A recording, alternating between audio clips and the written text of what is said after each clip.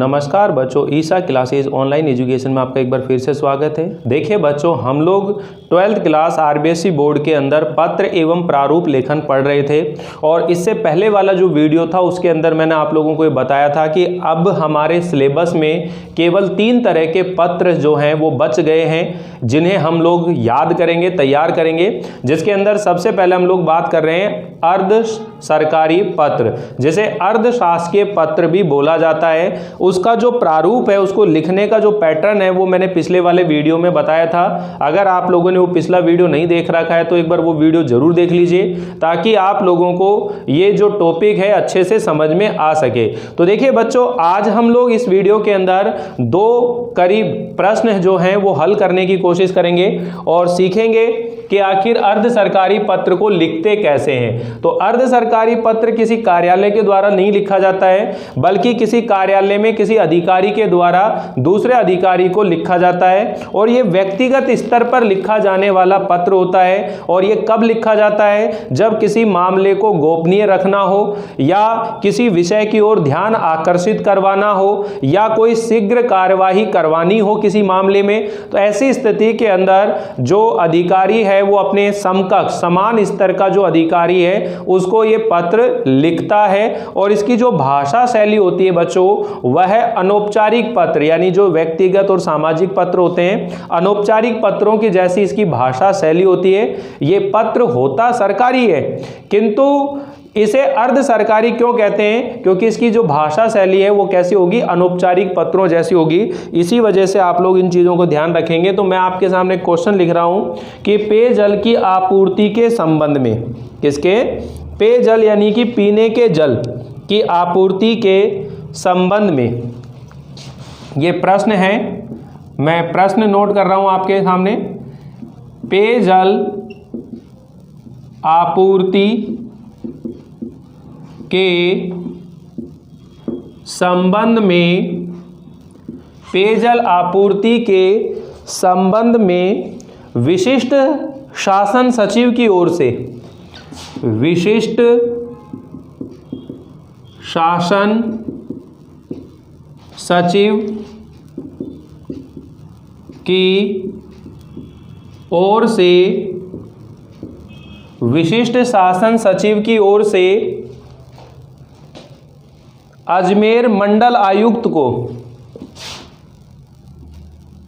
अजमेर मंडल आयुक्त को,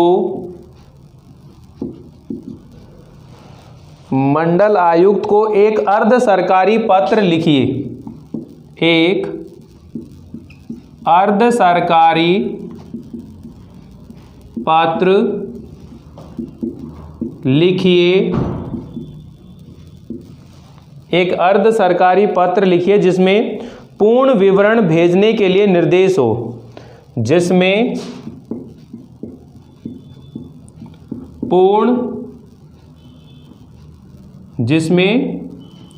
पूर्ण विवरण भेजने के निर्देश हों, पूर्ण विवरण भेजने के निर्देश हों। तो ये आपके सामने एक प्रश्न है।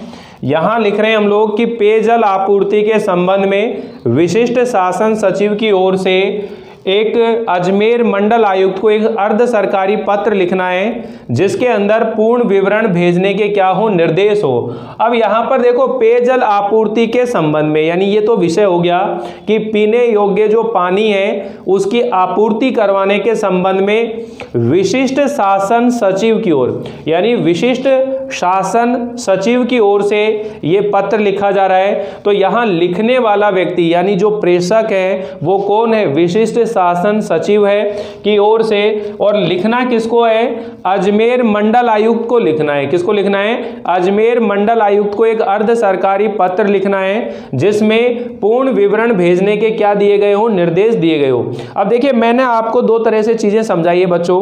आप इस अर्ध सरकारी पत्र का अगर एक्चुअल फॉर्मेट देखेंगे तो एक्चुअल फॉर्मेट क्या होता है कि हम जब भी अर्ध सरकारी पत्र लिखते हैं तो ये बाईं तरफ जो होता है यहाँ पर पत्र क्रमांक लिखते हैं और यहाँ हम लोग जो है दिनांक लिखते हैं और फिर यहाँ पर जिसे पत्र लिख रहे हैं वहाँ उसके लिए संबोधन सूचक शब्दों का प्रयोग करते हैं, श्री, प्रिय या प्रिय श्री या फिर सुश्री या मेरे प्रिय, इस तरह से शब्दों का प्रयोग करते हैं। जैसे अपन अपने मित्र को लिखते हैं तो वहाँ पर प्रिय उसका नाम लिखते हैं। ऐसे ही यहाँ एक अधिकारी मानो अपने समान स्तर के अधिकारी को जब लिख रहा है तो प्रिय रमेश जी, प्रिय राठौड़ जी या प्रिय मंडल आयुक्त जी, ऐसे मतलब उसको पद से भी संबोधित कर सकते हैं, नाम से भी संबोधित कर सकते हैं। तो ये चीज़ें वहाँ लिखी जा सकती है। लेकिन चूंकि अभी आप 12th क्लास के अंदर हो तो यहाँ पर इसको लिखने का पैटर्न जो है इस तरह से भी हो सकता है कि जब आपके क्वेश्चन के अंदर ये दिया गया हो कि किसकी ओर से लिखा जा रहा है और किसको लिख रहा है, तो आप प्रेषक और प्रेषित बना करके भी लिख सकते हो, तो गलत नहीं होगा। अगर आप डायरेक्ट लिखना चाहते हो तो डायरेक्ट भी आप इस पत्र को लिख सकते हो, पत्र क्रमांक लिख करके। और मैंने आपको बताया था कि पत्र क्रमांक जो होता है उसमें क्या क्या चीज़ें लिखी जाती है कि जो सरकारी कार्यालय होते हैं उनके अंदर पत्रों का जो आदान प्रदान होता है, एक पत्रावली संख्या होती है, वो पत्रावली संख्या जो होती है पत्र क्रमांक में सबसे पहले लिखी जाती है। पत्रावली रजिस्टर होता है, उसके अनुसार वहाँ पर पत्रावली संख्या होती है, उसके अनुसार वहाँ पर वो चीज़ें लिखी जाती है। फिर वहाँ पर जो है जो विभाग होता है उसका जो संक्षिप्त नाम होता है वो लिखा जाता है। फिर वहाँ पर वर्ष लिखा जाता है, डिस्पैच नंबर लिखे जाते हैं। ये तीन चार चीज़ें होती हैं जो पत्रांक में या पत्र क्रमांक के अंदर लिखी जाती है। ठीक है, तो अब हम लोग इसका जो लेटर है उसे लिखने की कोशिश करते हैं हम लोग। तो यहाँ अगर आप चाहें तो जो प्रेषक और प्रेषिती है इनको भी अगर करना चाहें तो लिख सकते हो।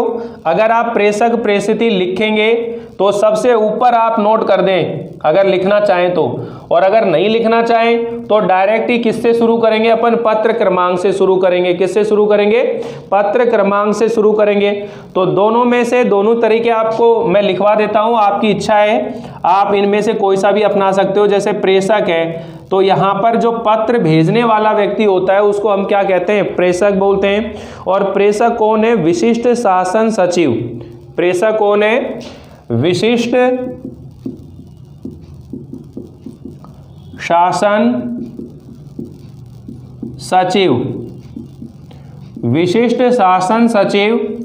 और शासन स्वायत्त शासन, यानी कि स्वायत्त जो है ये शासन विभाग हो गया राजस्थान सरकार का। शासन सचिवालय जो है इसका जयपुर में पड़ता है। तो इस पूरी डिटेल को अगर नोट करना चाहें तो कर सकते हैं, या इतना भी विशिष्ट शासन सचिव ये भी लिख करके आप छोड़ सकते हो, फ्री कर सकते हो, इसको कोई दिक्कत नहीं है। और फिर बात आती है प्रेषिती की। किसकी बात आती है, प्रेषिती।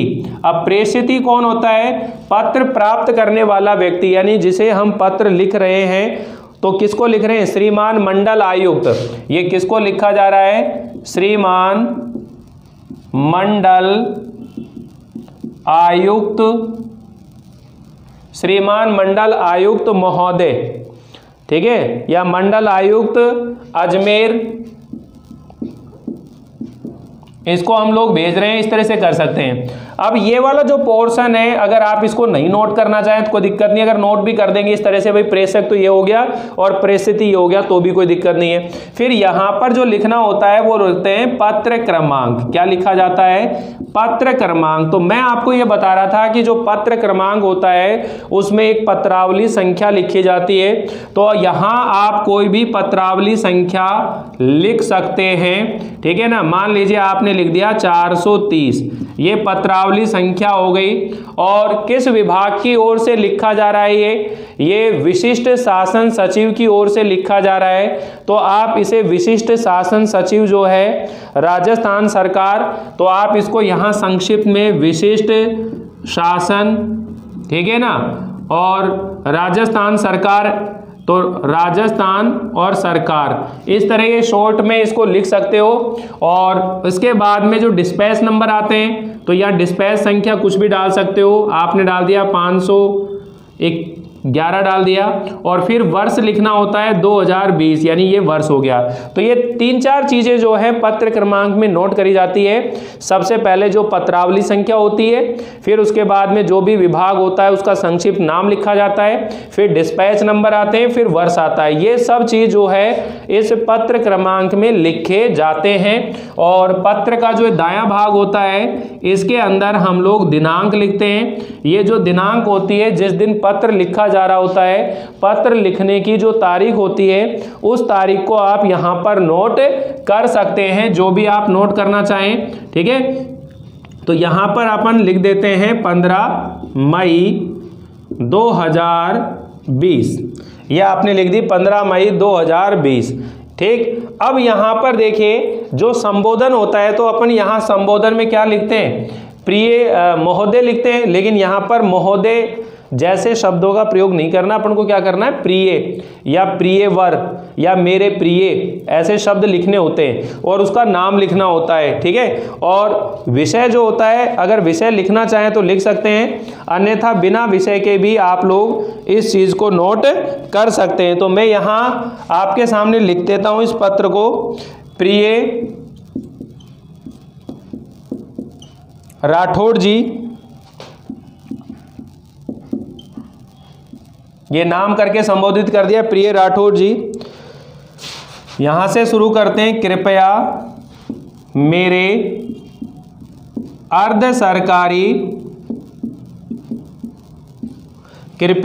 अर्ध सरकारी पत्र संख्या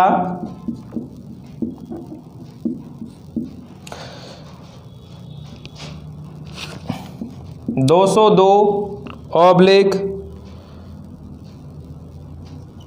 जो भी विभाग का नाम लिख दिया उसने, फिर वहाँ पर वर्ष लिख दिया 2020। ठीक है, दिनांक। अब देखो ध्यान से, ये जो अर्ध सरकारी पत्र है इसके अंदर हम लोग जो हैं उसको लिख रहे हैं, तो उससे पहले कोई पत्र लिखा होगा इसने, उस पत्र का संदर्भ लिख रहा है। यानी कि यहाँ पर कह रहे हैं कृपया मेरे अर्ध सरकारी पत्र संख्या 202 और संख्या सरकार 2020, दिनांक। ठीक है, 4 अप्रैल 2002, 4 अप्रैल 2020 पर ध्यान दीजिए। ये कह दिया कृपया मेरे अर्ध सरकारी पत्र संख्या 202 संख्या, ठीक है, संदर्भ 2020, दिनांक 4 अप्रैल 2020 पर ध्यान दीजिए। जिसमें, अब देखो ध्यान दीजिए, जिसमें क्या काम था, जिसमें, अब विषय क्या अपना, पेयजल की आपूर्ति के संबंध में, जिसमें राज्य सरकार द्वारा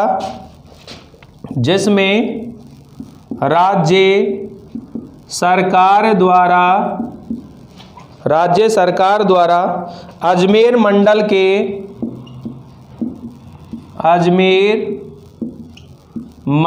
के सभी जिलों में पेयजल की उचित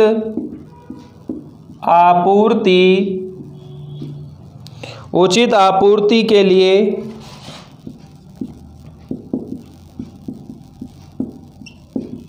आवश्यक कार्यवाही करने का निर्देश दिया गया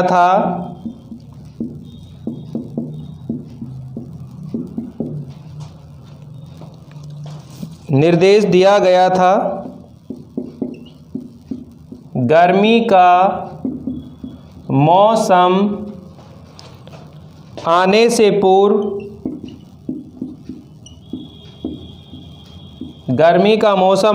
पूर्व सरकार इस समस्या का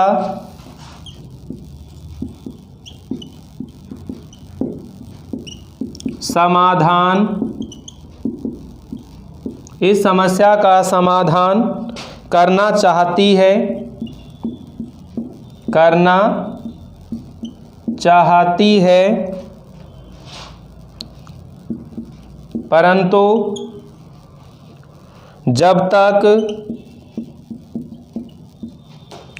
प्रत्येक जिले के लिए,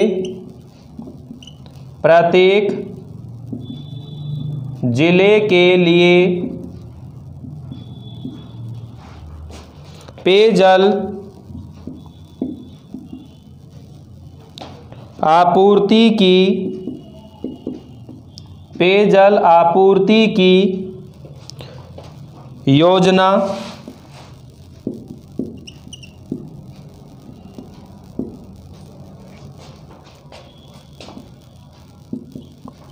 व्यय भार यानी कि खर्चा एवं अन्य विवरण उपलब्ध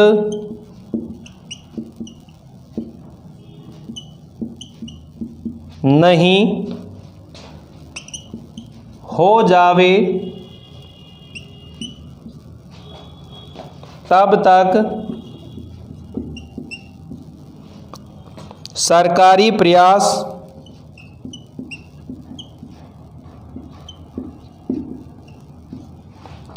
रुके रहेंगे,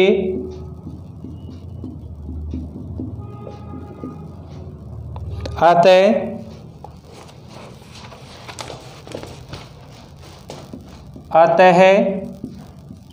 आप अपने क्षेत्र की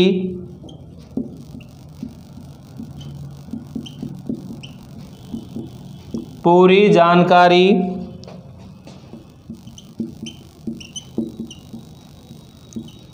यथाशीघ्र भेजने की कृपा करें। इसके लिए अलग अलग बिंदुओं का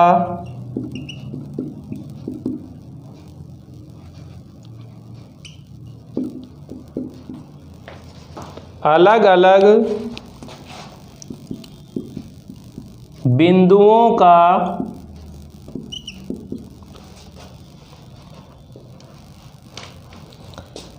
सांख्यिकीय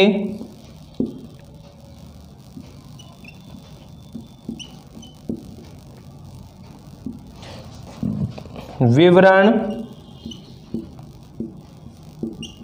तथा अनुमानित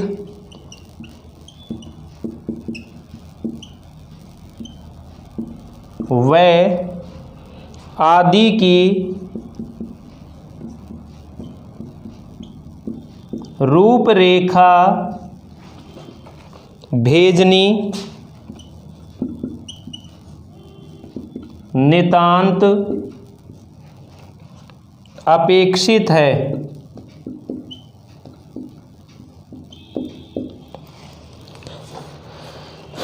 ठीक है, अब देखिए यहाँ ये लिख रहे हैं कि किस तरह से आपको ये पत्र जो है भेजना है, और उसके बाद में अंत में यहाँ पर हम लोग भवदीय वगैरह लिखते हैं, किंतु यहाँ जो अर्ध सरकारी पत्र होता है हम भवदीय ना लिख करके और यहाँ लिखते हैं आपका सद्भावी, इस शब्द का प्रयोग करते हैं, आपका सद्भावी, और उसके बाद में यहाँ पर उसके हस्ताक्षर यानी कि नाम आ जाता है, हस्ताक्षर लिख दिए, पदनाम आ जाएगा, जो भी पदनाम होगा, और जो भी संस्था होगी उसका नाम आ जाएगा, यानी उसके कार्यालय का नाम व पता आ जाएगा कि कौन लिखने वाला व्यक्ति है।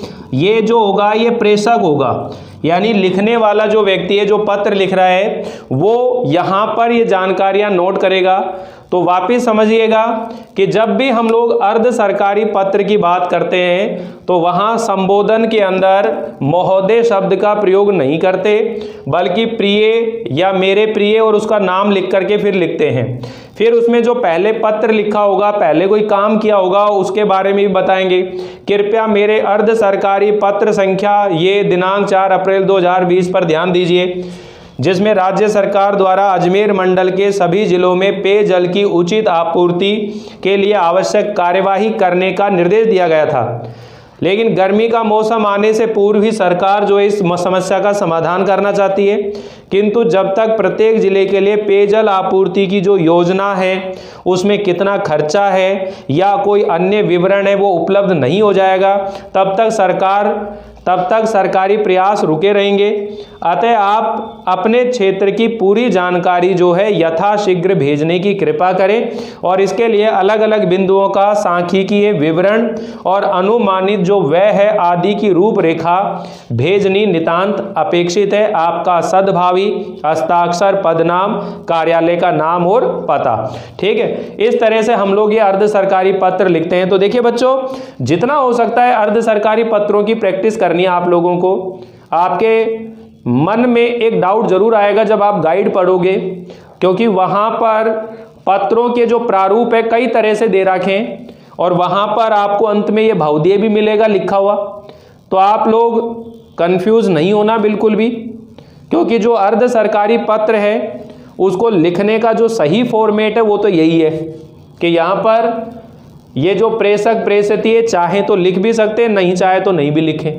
डायरेक्ट ही क्रमांक से शुरू होती है ये कहानी और संबोधन में ये शब्द आते हैं और इस तरह से ये सीधा पत्र लिखा जाता है। तो एक बार स्क्रीनशॉट ले लीजिए आप लोग। फिर हम आगे एक और पत्र जो है वो लिखते हैं और उसको भी समझने की कोशिश करते हैं। ठीक है बच्चों, तो ये तो आपको समझ में आ गया होगा। एक पत्र मैं और समझाता हूँ आप लोगों को, इसे मैं मिटा देता हूँ।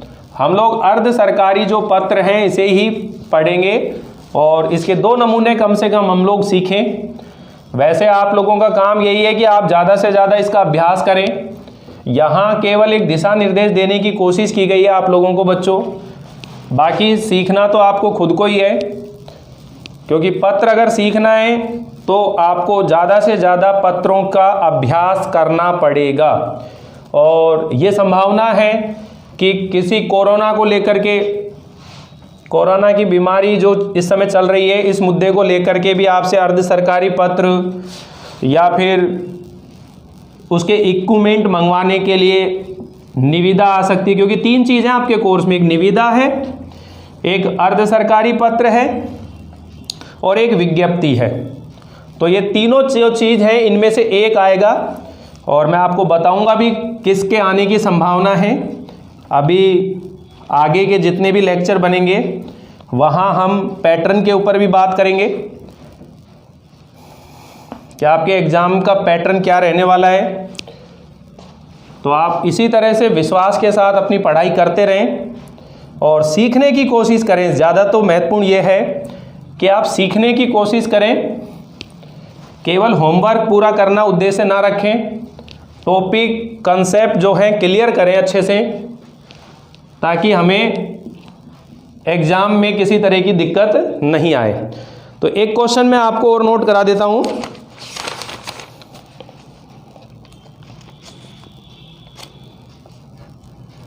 प्रश्न सेकंड है अर्ध सरकारी पत्रों के अंदर ही एक क्वेश्चन और हम लोग लिख लेते हैं। यहाँ है उच्च माध्यमिक शिक्षा। ये प्रश्न यहाँ पर नोट कर देता हूँ मैं आपके लिए। उच्च माध्यमिक शिक्षा में, उच्च माध्यमिक शिक्षा में नियुक्त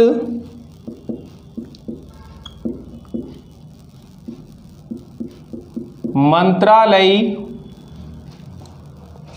कर्मचारियों की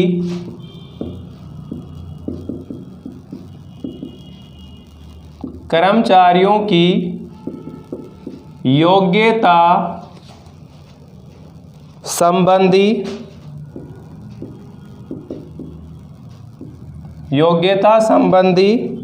पूर्तियां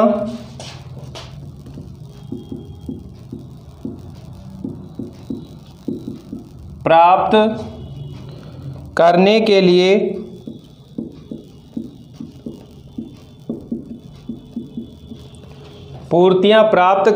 लिए निदेशक को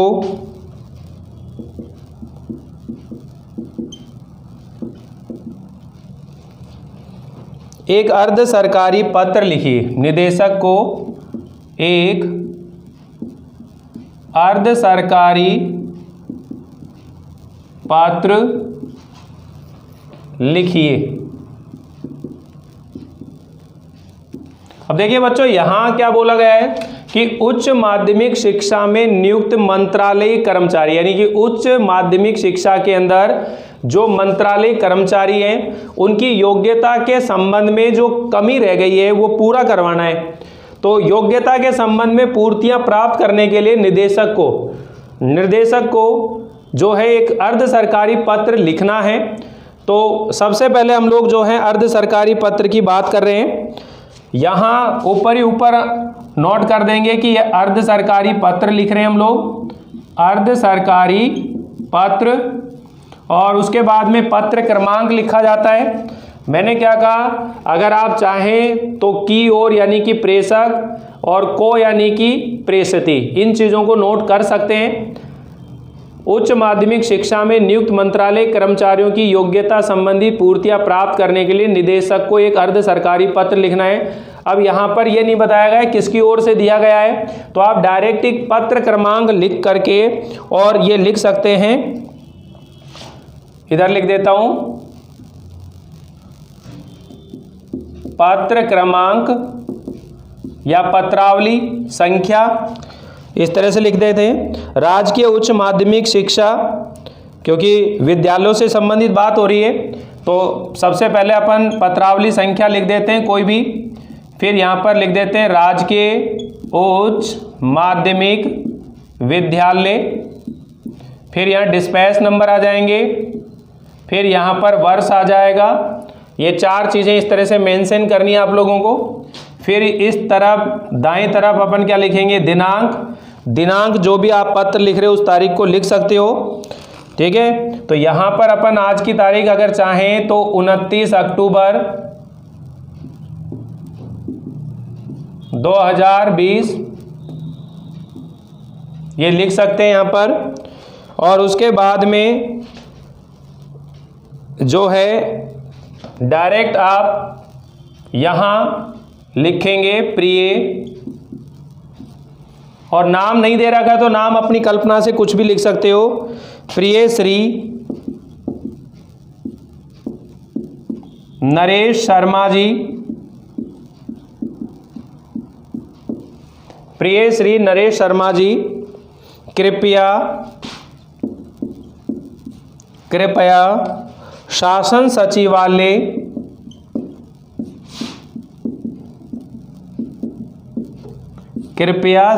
सचिवालय शिक्षा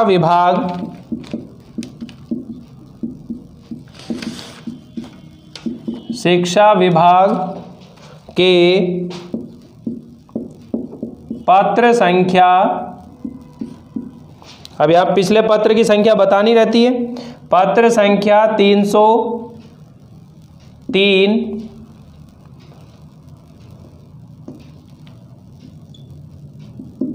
51, ठीक है, ऐसे ओब्लिक करके दिनांक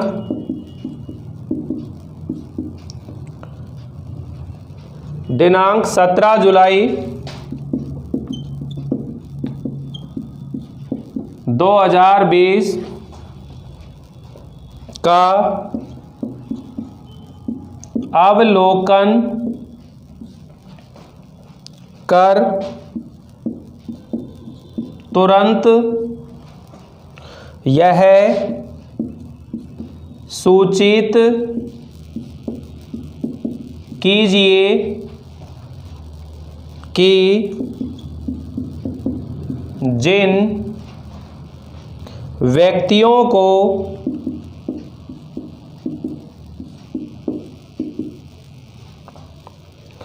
जिन व्यक्तियों को उच्च माध्यमिक विभाग में जिन व्यक्तियों को उच्च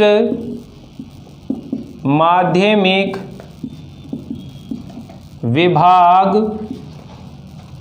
में मंत्रालयी कर्मचारी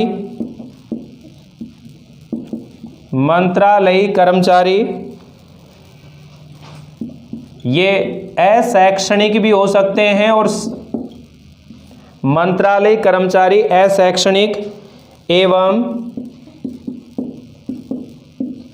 कार्यालयी के रूप में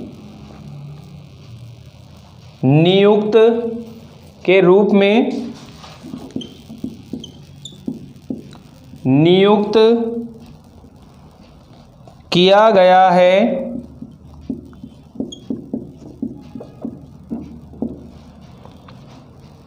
उनकी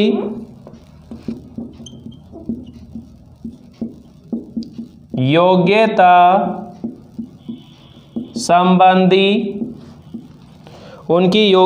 संबंधी पूर्तियां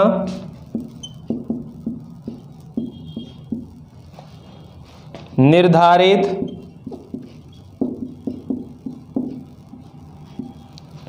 प्रपत्र में भरकर शीघ्र भिजवाने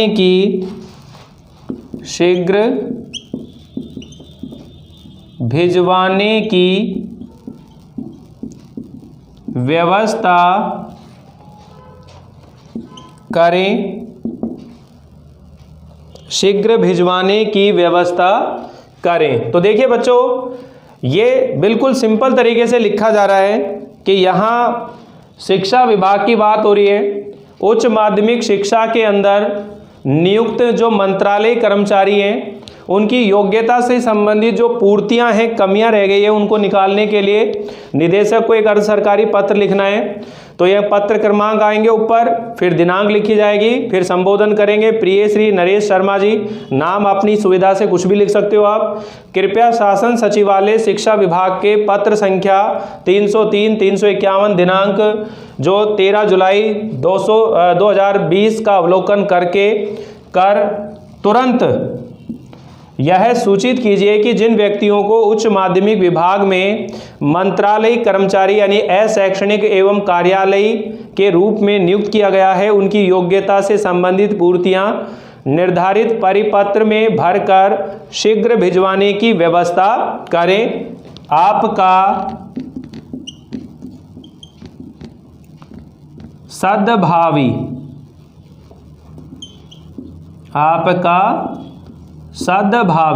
अब देखिए, आपका सद्भावी यहाँ हस्ताक्षर आ जाएंगे। अब नाम यहाँ पर कुछ नहीं दे रखा है, तो कुल मिलाकर आप यहाँ पर नाम जो है कुछ भी लिख सकते हैं। आप अपनी इच्छा के अनुसार यहाँ नाम को नोट कर सकते हो। आप जो भी आप नाम नोट करना चाहें वो नाम यहाँ पर लिख सकते हैं और डायरेक्ट केवल हस्ताक्षर आते हैं, नाम आ जाएगा तो अपनी इच्छा से आप लिख दे रविशंकर चौधरी, ठीक है, यह आ जाएगा। और शासन सचिव, विशिष्ट शासन सचिव करके आप यहाँ पर लिख सकते हो, पदनाम लिख सकते हो। इस तरह से ये जो है अर्ध सरकारी पत्र हो गया। तो देखिए बच्चों, यहाँ इस वीडियो के अंदर आप लोगों ने 2 अर्ध सरकारी पत्र जो है उनके क्वेश्चन सोल्व किए हैं। वैसे अभी आप लोगों को और भी ज़्यादा प्रैक्टिस करने की है। जैसे ही ऑफलाइन स्कूल शुरू होती है तो वहाँ आप ज़रूर डिस्कस करें इस मुद्दे को लेकर के। 3 ही पत्र हैं, तीनों को अच्छे से क्लियर करेंगे। अब हम लोग नेक्स्ट जो हैं वो पढ़ने वाले हैं कि निविदा क्या होती है। निविदा जो है उसे इंग्लिश के अंदर अंग्रेजी में क्या बोलते हैं, टेंडर बोलते हैं। निविदा जो होती है उसको हम क्या बोलते हैं, टेंडर बोलते हैं। ये जो निविदा होती है ये 2 तरह से होती है, एक अल्पकाल निविदा होती है और एक दीर्घकालीन निविदा होती है। यानी कि एक कम समय के लिए कम रुपयों के लिए होती है और एक अधिक समय के लिए अधिक रुपयों के लिए होती है। यहाँ कम और अधिक का मतलब है कि जो टेंडर की धनराशि होती है उसको लेकर होती है। अगर कम धनराशि का कोई टेंडर है तो वो अल्पकाल हो गया और अधिक धनराशि है तो वो हो गया दीर्घकाल। यानी कि 1 लाख रुपए तक का अगर कोई टेंडर छोड़ रहे हैं तो वो अल्पकाल हो गया और 1 लाख से ऊपर की अगर बात हो रही है तो वो क्या हो गया, दीर्घकाल हो गया। ठीक है, तो इस तरह से हम लोग अगले वीडियो के अंदर जो है टेंडर के बारे में बात करेंगे, निविदा के बारे में बात करेंगे, निविदा का जो प्रारूप है उसे अच्छे से समझेंगे और आगे जितने भी 2 पत्र बच रहे हैं उनको सीखेंगे। फटाफट हम लोग कोर्स जो है हमारा कम नहीं हुआ है, फिर भी हम सोचें कि कम हुआ है ऐसा मान करके और पढ़ाई करना शुरू कर देते हैं, क्योंकि केवल पत्र कम कर दिए और आपके 4 अलंकार कम कर दिए, पद परिचय और शब्द शक्ति का टॉपिक है उसके नंबर कम कर दिए, तो इस तरह से कुल मिलाकर के मिक्स हो गई हैं सब चीज़ें। आपको तो पूरा कोर्स पढ़ना है, पूरी कोर्स की तैयारी करनी है, इसलिए जुड़े रहें आप लोग, बने रहें। महत्वपूर्ण प्रश्नों के ऊपर भी हम चर्चा करेंगे और संडे को कोशिश करेंगे लाइव आपके साथ मिलें और लाइव इंटरेक्शन हो आपके साथ में, ताकि आप अपने जितने भी डाउट हैं वो क्लियर कर सकें। तो मिलते हैं अगली बार आगे के पत्र को लेकर, तब तक के लिए थैंक यू, बाय बाय।